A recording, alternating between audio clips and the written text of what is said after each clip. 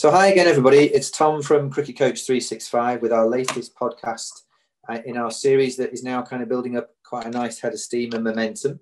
The topic again today that seems to be building really well over the last few weeks is it again around women and girls cricket, and we're absolutely delighted that Charlotte Burton joins us today.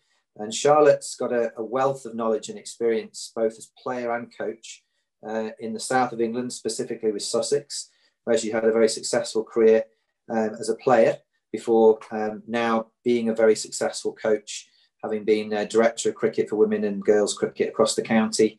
She's now involved in the development pathway for girls across different age groups. So welcome, Charlotte. Thank you very much for making the time to chat with us. No, thank you for the invite. It's a pleasure. So we seem to always give people the opportunity to go back to when they first started playing and who were the kind of people who influenced you and what led to you kind of having a first go at cricket. So no exceptions with yourself. If you could go back and tell us a little bit about that, that would be great. Yeah, so I first started when I was probably about 6 playing cricket. I got 3 older brothers and a dad, so it was sort of inevitable. And actually cricket was my second sport when I was younger. Football was my first sport, my first passion. So I used to be out in the garden kicking the ball against the wall, or we had like a little alleyway leading down to the garden, which I used to run in and bowl at the shed. So that was sort of my growing up cricketing at age of 6. I seem to be the sporty one in the family. My brothers are all very academic. I wasn't. So my mum, I think she wanted the girly girl, but unfortunately my dad got involved and he was very football and cricket orientated. So yeah, cricket and football was a way forward. So I grew up playing for Shoreham Boys because there wasn't a women or girls team when I was younger. So I was the only girl playing for Shoreham. I became captain as well at the age of, I think it was about 9 or 10. And there used to be always comments from the sidelines. My dad used to tell me that it used to be, oh, it's a girl, it'll be all right, you won't get out to her, this will be easy. And I used to open the bowling as well. So I used to, at the time I was a pace bowler, so I used to come down the hill steaming in and just take a wicket. And my dad used to say on the sidelines, he was like, yeah, you kept them quiet in the end. So that was quite pleasing. Obviously things have moved on since then. So there's more opportunities for girls to play both boys and girls cricket. But back in the day when I was younger, all there was a boys team. But I absolutely loved it. And then my dad was very highly involved in cricket. He used to be manager of Shoreham Football Club. And then I got asked to go to a trial at the age of 10 to Sussex girls. So I went along to Rodine School, one of the biggest independent schools there, and they had Sussex trials there. And I remember I was in the sports hall just basically bowling to a partner, and then I just got a tap on the shoulder saying, can you go outside and bowl in the nets? Which I was quite pleased about. And then, yeah, so I got picked for Sussex at the age of 10. My dad then got involved with Sussex as well as one of the managers. He actually lasted for 27 years as a Sussex manager, started from the juniors and then went on to the women before he gave it up and now he's retired. But yeah, so I got involved in Sussex junior girls at the age of 10. And then probably about the age of 11, 12, I joined Brighton Hove Women. They were the only team in Sussex that had a club side. And I started playing for them, just some friendly T20 games. And then at the age of 13, I was picked for the Sussex women's squad. So quite young coming in, quite daunting actually. There was a few of us at the age of 13 and all these women. And back in those days, the county championship was at Cambridge. So instead of what it used to be a few years ago where you played over a whole season, it was over 1 week. And that continued till about, I'd like to say about 2007, 2006. So I used to go away, played 5 days cricket. And that was our county championship. And then at the age of 13, I had quite a serious knee injury. So I was still at that stage, I was very heavily involved in football. But I had a serious knee injury. I was about to be signed by Southampton as a goalie. But then I was told I couldn't play any contact sport again, which was heartbreaking. So cricket obviously then became the first love, and I carried on playing for Sussex. By the age of 14, I was involved on the committee for Sussex Women's Cricket Association, where I was a young player representative. So that was my first sort of administrative role, so to speak. And then we kept playing a lot of under-15 county cricket, a lot of under-19. We had under-19 county champions for a few times. I played alongside Claire Connor for a lot of my career, and kept going with Brighton Hove Cricket Club. A lot of our away games were quite far, so a lot of the time we had to travel to Bath for a away game because we were in the Premier League and there was no other club side in Sussex at the time for us to play. And then, just kept going with Sussex. I had to change my bowling because of my knee injury, so I was no longer a pace bowler, I became an off spinner, which actually helped me get into the England under-17s when I was about 16, 17 for a year, which was really good. And then, unfortunately, I didn't get back into that side, which was very heartbreaking. Something I was hoping to be involved in for a long time, but unfortunately it wasn't to be. But I carried on with the Super Fours back then, playing in Charlotte Edwards' team, and did quite well with spin bowling. And then carried on with the women's team. 2003, we were in Division 1, and it was the first year we won the county championships. Never forget that. I remember the first game was against Yorkshire. This was at Cambridge, so it was our 5 days. First game was against Yorkshire. It was always Sussex and Yorkshire, bit of rivalry. And I always remember that game. We had a girl called Camilla, we used to call her Pinky. And she was at mid-on and the ball came up to her. We needed one more wicket to win, high up in the air. And she just took that catch and we just were absolutely buzzing. And that was the first game. And then after that, we won every game that week. And that was our first championship trophy. It was actually the same year the Sussex men won the championship. So both teams went up to Buckingham Palace to get the award from Prince Philip, which was a great honour. And I always remember just getting on that coach with the Sussex men. A lot of celebrations as well. So that was really, really good. And then we won it again in 2004 and 2005. Again, we were at Cambridge for 5 days cricket, but with 2004 and 2005, after those 5 days, we then had to play a country. So we played 6 days of cricket. So the first year we played, I think it was New Zealand. Obviously we lost because New Zealand were very good at that stage. We actually had one of their players playing for us, Hayley Tiffin. And then the following year we played South Africa, which we won. So we played 6 days of cricket, bowling 60 overs in 1 week. You wouldn't expect any player to do that nowadays. We didn't really have much injury back then. So I don't know how we did it. There was no ice baths, no strength and conditioning coaches, nothing like that. We just went out and played. So surprised we did that well.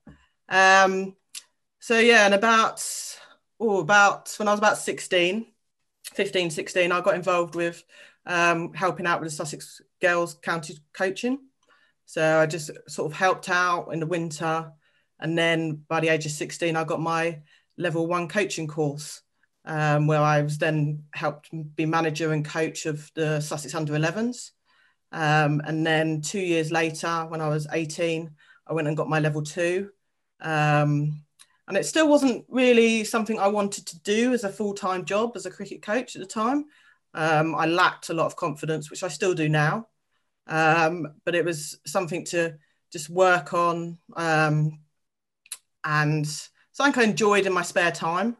I was working at the time in a bakery, sort of part-time, because I didn't go to university. So it was just something to do during the evenings or weekends. I first got involved in coaching club cricket for Worthing boys and St Matthias boys, which was really good and really good for my knowledge and understanding. They were a brilliant club for letting me be involved because I wasn't involved with the clubs at all. So for them to have me as a coach in them was something that I appreciate from them.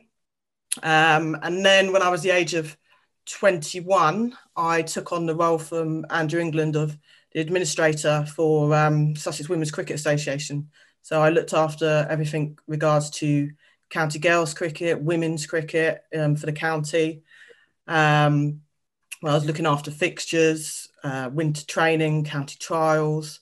So over the years, a lot of players come through that system. And it's only this April that I've no longer doing that role, which I'll explain later, but my job slightly changed. But I absolutely loved it. Got an opportunity to see players like Holly Colvin. I remember coming seeing her at trials. And I actually remember saying to someone, I said, that's going to be the next Claire Connor because of the way she bowled. Just reminded me so much of Claire. So I absolutely loved doing that and obviously coaching alongside that. And then it was actually a trip to South Africa with Claire Connor. We went to Johannesburg with Charlton Football Club and British Airways to do a week's coaching in a township.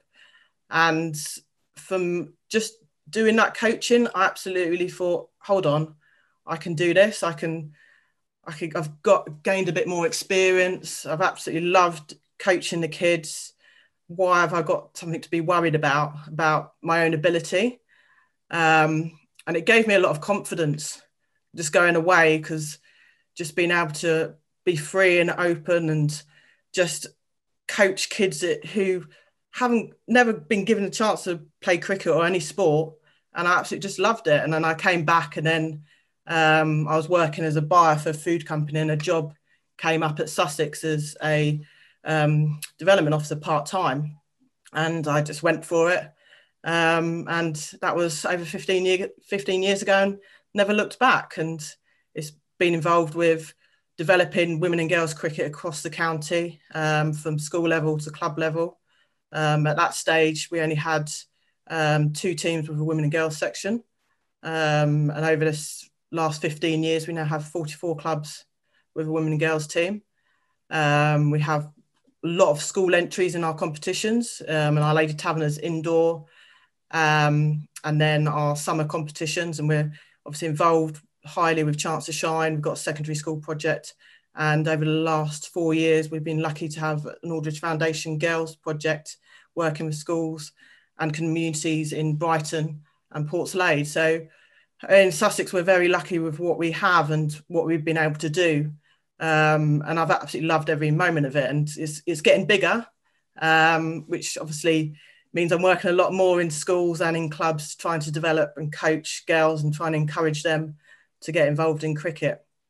I was still playing. Can I stop you there for a sec? Because I mean, sorry to have to stop you actually, because you could have actually been the first person to have spoken without any interruption from me in a podcast thus far, and it probably would have been a very easy decision for me to make. But I just wanted to comment on a couple of things. So I think first of all, your interest in football alongside cricket, and you actually said that it was your passion when you were younger, more so than cricket, and then that got curtailed because of an injury.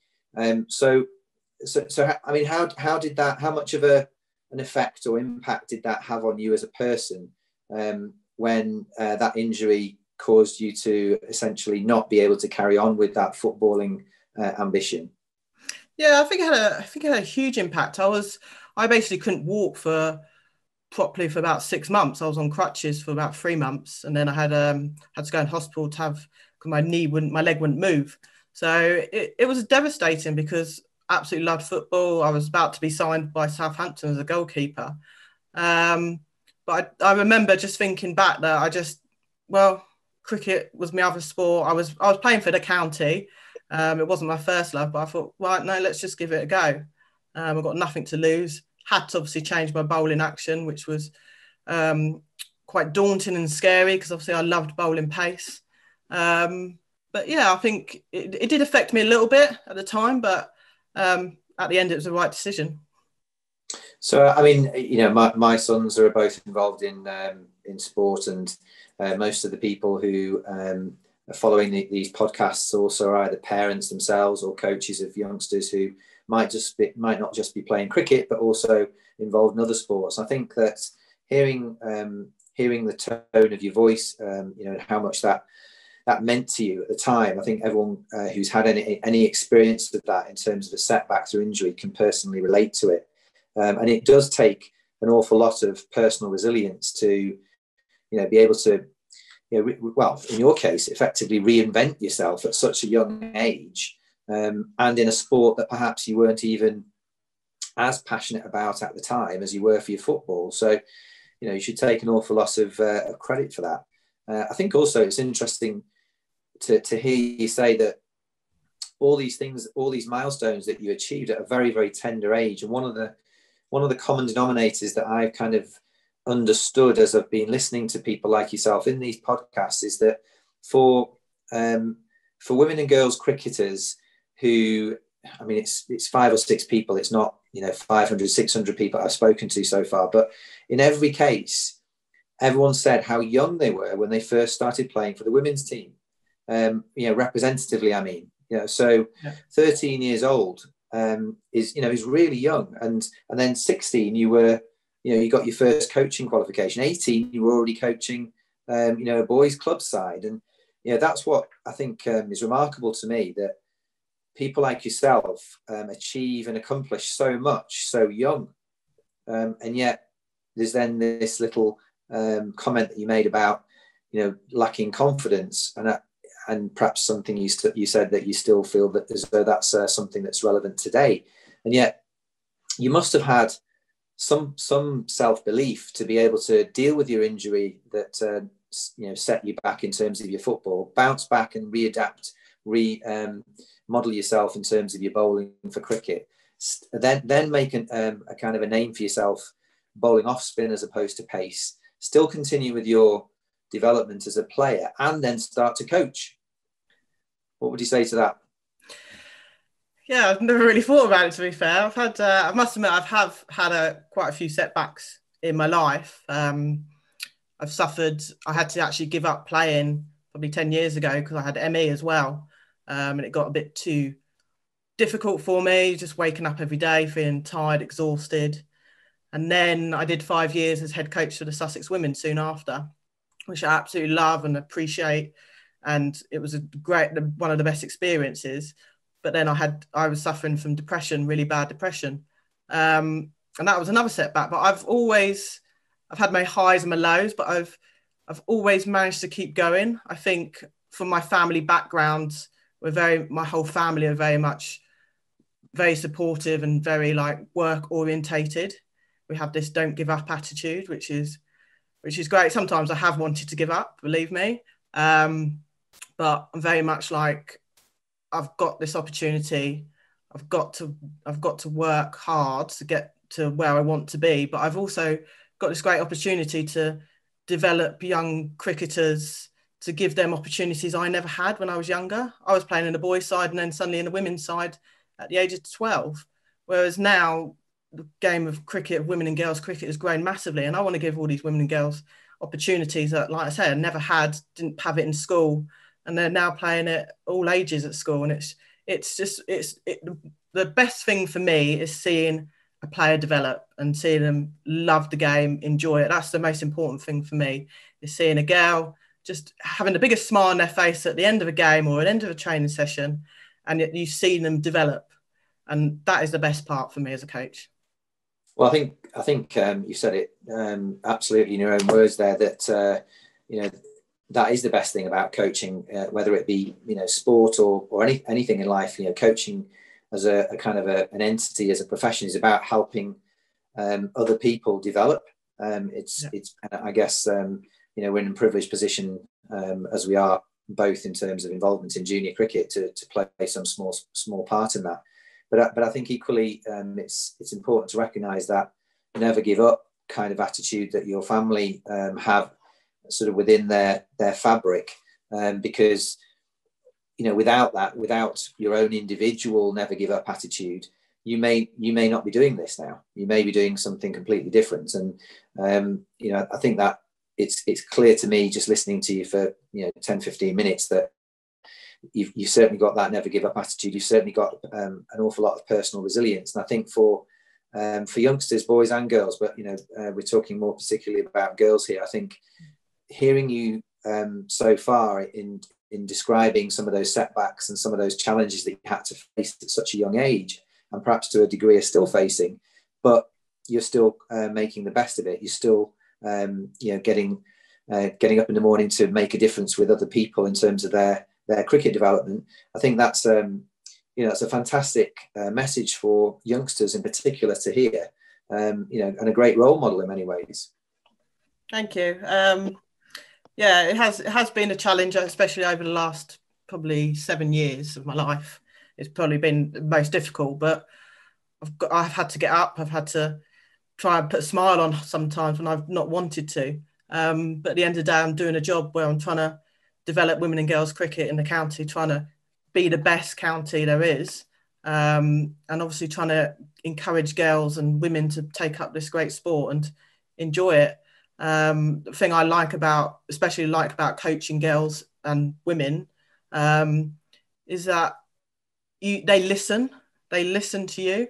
They also put a lot of pressure on themselves. They're also very hard on themselves. So I see a lot of me in a lot of cricketers, especially girls, because they're always like, oh, I can't do this, I can't do that. Well, you can do it. And we've just, as a coach, we've got to encourage them and make them see that, yes, they can do it. It might take a bit longer, it might be a bit hard for them, but they can do it, and try and put a bit of positivity into them. And I sort of resonate. I feel like I sometimes resonate, especially with what I've been through with them. And I think that's something I can hopefully try and encourage them to just see that they can play cricket and that they are good enough. Yeah. So again, I'm sort of listening to every word with great interest, because it almost seems to be the case to me that because of those challenges, because of those setbacks, because of those issues that you face and still faced in the past and maybe still face, it's made you the person you are today. It's made you the coach you are today, which I'm sure will therefore be of extra value and meaning to the girls and young women that whom are under your care. Just out of interest, how would you describe the style of coach that you are then? I'm very much about making sure it's enjoyable, giving everyone an opportunity.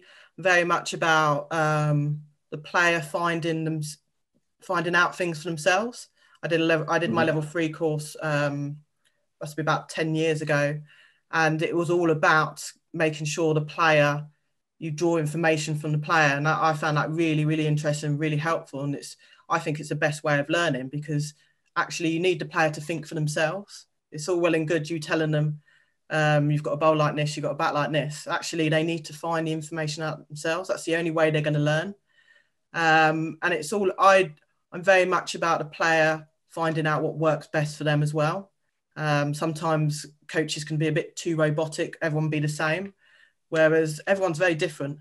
It's trying to nurture that with them, and I'm just very much about, like I say, trying to get information out from them so they can learn better, but also making sure that we work with them individually in terms of what's best for them. Yes, superb. I think anybody again listening who might be just starting their coaching career, I think that's a brilliant thing to aspire to listen to Charlotte's way of describing her own style there. I think an individual approach to every player, every group of players, as opposed to one size fits all. I think Gary Kirsten calls it a curiosity, being a curious coach, as opposed to a kind of a know-it-all coach. So by that, I think what he means is you're interested and you're asking questions, as opposed to giving direction and telling.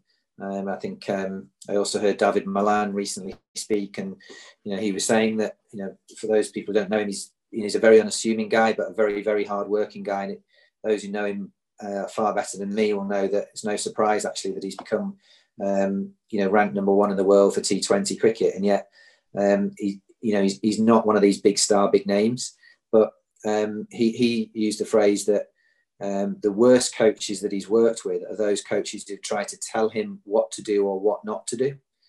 Whereas the best coaches are those ones who have asked him challenging questions and then sort of prompted and listened to how he's come up with an answer himself.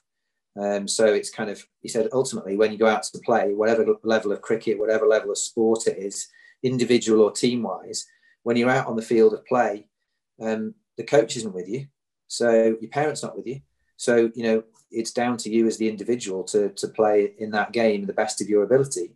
So it is really important what you say, that that cricketers, especially, you can try to encourage youngsters in particular to own their own development. And it's really interesting for you to say, and I would probably agree, although I'm far less experienced in coaching girls than you are, but the few girls that I've had the privilege to be on my sort of junior club cricket sides do listen better than the boys typically. And I think they also are probably a little bit more self-aware earlier than the boys are. And I think one of the things that you've experienced, and other people that we chatted to on podcasts, you started off playing cricket as a very young girl in a team, in amongst a team of boys. You were the only girl, so I suppose you had to stand up for yourself, whether it was with ball in hand, bat in hand, or just as a personality. And there are still far fewer girls' cricket sides compared to boys. So, but clearly things have changed quite considerably under your watch in Sussex, which is a great case study to hear. Yeah, I think I've been lucky with Sussex. Sussex are brilliant. Have been so supportive for me and for women and girls cricket, and continue to. So it's at the forefront of their minds of still developing women and girls cricket. So I'm very lucky to be at Sussex and have a great support network. I think from what I know of the Sussex sort of approach to cricket, through from the county men's team all the way through the foundation that they've got, and the links between, I think their strategy, even at the very top level, is to have a very, very close link and tie to the community, and to really bridge that gap between the men's elite team, if you like, and amateur grassroots cricket. So for me, it would be a blueprint well worth looking at for anybody who's not familiar with it, because it's clearly worked and is working.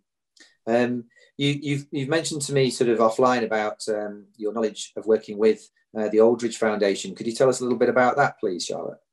Yeah, so the Aldridge Foundation are a charity, and it's with Sir Rod Aldridge, and they've got two secondary schools. They've got loads of secondary schools, but two secondary schools in Sussex, Brighton Aldridge Community Academy and Portslade Aldridge Community Academy. And at Brighton Aldridge, they have now a cricket centre, the Sir Rod Aldridge Cricket Centre, which is actually the home of women and girls cricket. So as a county and as a community in Sussex, we're very lucky to have that. It's 3 lanes. The facilities are absolutely amazing. They also have it's a state school, so it's opportunities for kids at all ages. They have a junior pathway now. Boys and girls can go to the school, but also they get their education at school. But they also then will train in the morning or the afternoons with the professional coaches, Sussex coaches, and Alexia Walker, who's the director of cricket there, and Georgia Adams, who is a cricket coach there. Plus, obviously, she's a Sussex captain and the Southern Vipers captain. So you've got high quality coaches there. And they also have their sixth form academy there, the cricket academy. So again, they get education at the school, and they train every day in the afternoon with their cricket, and they play matches in the summer. And that would be the same for the junior pathway. And obviously, it's the only centre and school that provides, as a state school, provides cricket and education, and it's unbelievable. And the work the cricket centre do, Brighton Aldridge Community Academy and the Aldridge Foundation, is absolutely unbelievable. And the Aldridge Foundation, over the last 4 years and continuing for the next few years, have given us some funding to do a girls only project. So basically, we were working in the Brighton and the Portslade community. We provide cricket for girls from 8 to 11-year-olds. We're going to over 20 primary schools this year to deliver cricket sessions just for the girls. And then we also provide cricket for the 2 secondary schools. I'm working currently in Brighton Aldridge at the moment, working with their girls, and from year 7 to year 9. We also do some leadership for them. And then we also do some community hubs out of the cricket centre and also in Portslade by the school there. So it's just free to girls. It's providing more cricket for them. And then we're also working with a few of the clubs in the community in those areas. And it's trying to just get more girls involved, and obviously those in that area of Brighton and Portslade, it's probably some area of Brighton is deprived. So we're really working with those kids who don't normally get the opportunity. And obviously cricket can be quite expensive. So it's providing them with some free cricket. And we wouldn't be able to do this without the Aldridge Foundation. So we're grateful for all the work that they do and providing us the opportunity to encourage more girls to take up cricket. Yeah, I mean, I know something of the Aldridge Foundation through a couple of friends, and I'm hoping that Georgia actually is going to agree a suitable time for her to be do a future podcast with her as well. But yeah, for those people who aren't aware of it, it's more especially, I think, people up in the north of the UK, because most of the work that the Aldridge Foundation do in terms of secondary education for cricket is in the south. And yeah, there are plans to move it north, and I think the sooner the better, because the model that they work is absolutely superb because it cuts across all society, and you're no longer kind of denied the opportunity to get great cricket coaching and a good education through not having the financial means. So it's a wonderful institution, and I would wholeheartedly endorse it from the outside looking in. It strikes me with all the knowledge that you've and the first-hand experience of playing and being in coaching and administrative management roles within the county. Have you had any opportunity as yet to share some of those best practices, share those learnings over the course of your coaching career to date within the county system with other people across the country? Is that infrastructure joined up or not? I don't know personally, so it'd be interesting to hear your thoughts. Yeah, no, I haven't. Probably one, because I've shied away from it, because I'm quite a shy person. So putting myself out there as a coach, like I said, sometimes a lot of the time I'm quite negative on myself as a coach. So yeah, I'm not one for going out and showing other coaches what I can do. So it can be quite daunting. But yeah, there hasn't been anything as far as I'm aware of getting that link with other coaches across the whole of the country. But if it was an idea that you were aware, you became aware of, or indeed you suggested it, do you think it would make a lot of sense in principle to have people who have got the same passion as you, got the same experience as you, got the same kind of ideas and philosophies as you, to talk together and see how they could build more of a solid foundation across the country for girls and women, not just in isolated instances, as in your case in Sussex. Yeah, I think it's important. I think there's still lack of coaches in terms of especially female coaches. I think it'd be quite daunting for any woman who's just come into cricket to actually take up coaching. And I think that's just a national issue that we are all still trying to address. But I think it would be good to get a good practice, find out what everyone does, because at the end of the day, we're all working towards the same common goal, which is trying to, especially in my role and other female development officers' roles, is trying to develop women and girls cricket and coaches as well. So I think it's really important, and actually the best learning I've done as a coach is learn from other coaches that I've worked with across the board, and the only way it's going to improve yourself. So yeah.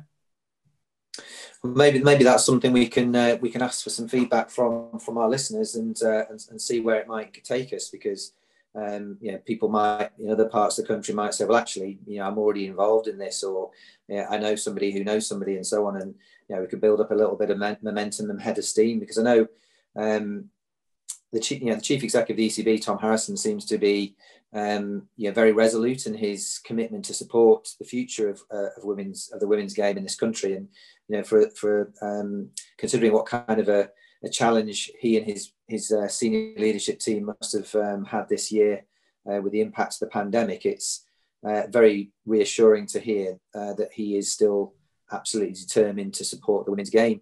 But maybe there are still opportunities on the ground to kind of join up and link up and learn from each other a bit more than perhaps what is in reality the case. Yeah, no, I think it's a great idea, and happily, if any of the listeners think it's a great idea, we can look to maybe do it. Great stuff. So, what does the future look like for you then, Charlotte? What are you looking to do in the next couple of years? Any ambitions, any goals for yourself?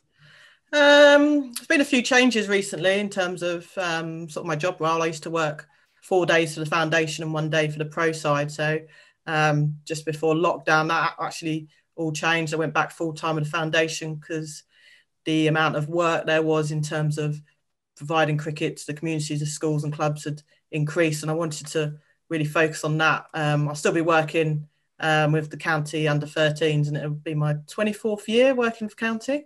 So I'll be doing that in my spare time. But for me, what do you get for 25? Yeah, I'll probably hopefully try and get to 25. 25, what do you get? No, just probably a pat on the back. For me, I think it's just trying to get more women and girls playing cricket. Yes, we've got 44 clubs, but for me, that's still not enough. Still loads to do. I'm never happy with what I've done. I always want to try and do better. So I'd still want to get loads more clubs. We have areas in the east and the west and Crawley, which is a big area, which we're trying to get some women's clubs up and running. So that's a big goal for us. Also, trying to bridge that gap between club and county level with cricketers, trying to improve that area. So that's something we're looking to work on in the next couple of years. For me as a coach, just trying to make sure I encourage more girls to play cricket and hopefully get them on the pathway at Sussex and hopefully see them in probably 10, 15 years' time going on playing for England. So yeah, that's what I want to try and small achievements. Well, I think that's. I was going to say, yeah, not really, but a wonderful set of ambitions and goals, and very sort of selfless as well. I think in terms of how you want to continue to make that contribution and that difference to help other people develop and make the best of their own personal goals in the game. So thank you so much for sharing your story and for enlightening us in terms of all the fantastic work that you've done in Sussex. I know you've not even mentioned it, you're so modest, but you were given an award for outstanding coaching service, I think, award, weren't you, a few years ago? Yeah. So you're not, I know you're nodding very modestly again, but yeah, so anybody wants to look up Charlotte's Wikipedia profile, I'm sure that should be on there. If it's not, it should be.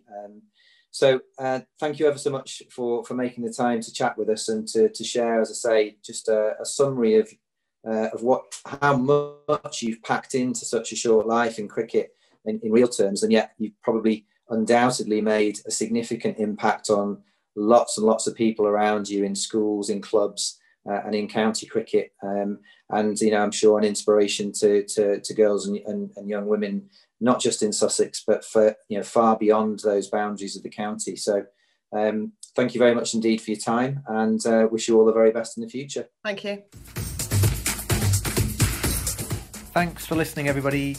As a reminder, each Cricket Coach 365 podcast will be released every Friday at 6 p.m. on Spotify and Apple Play. After listening, please leave us a positive review on Spotify and share it with your friends and contacts. You can also follow us on Instagram at cricket_coach365. Have a great day.